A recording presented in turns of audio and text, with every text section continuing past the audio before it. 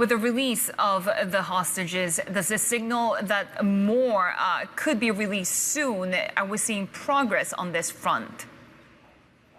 Well, Sherry, that's certainly the hope of families of those held hostage and who were taken by Hamas on October 7th. But it's unclear. We've seen sort of, now 4 hostages released, 2, a mother and daughter, late last week, and then 2 today, 2 older women who had been on a kibbutz near Gaza and were taken on October 7th. They were released today, but there's no indication that there may be more or there may be a lot more. It's really unclear at this point.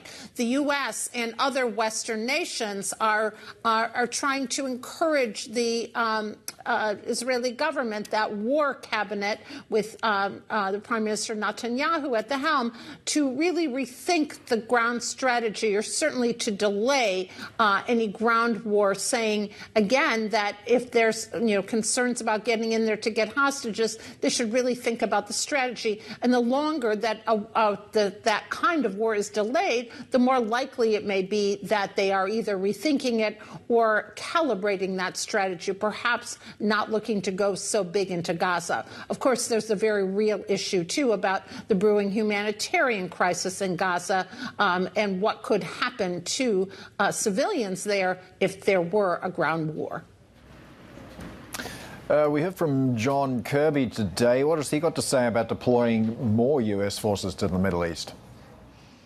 Yeah, so John Kirby today, Paul, told us that they are deploying more military might in the Middle East. More carrier ships are being sent there. And he says, as a deterrent to the war, certainly the war effort going on various fronts. They're saying, let this be a warning to Hezbollah in the north that they should not be looking to attack on the northern front.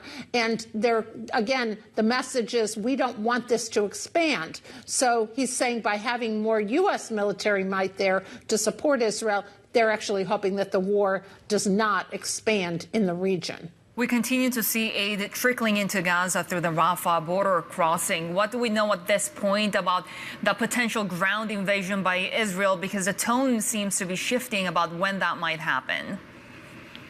Yeah, and Sherry, as we've been discussing, this really is a matter of, everyone trying to both delay and really try to say to Israel, let's think about the timing of this, both in terms of the hostages, Israel's own hostages that are being held by Hamas, and also what this could mean about a broader effort and the civilians there.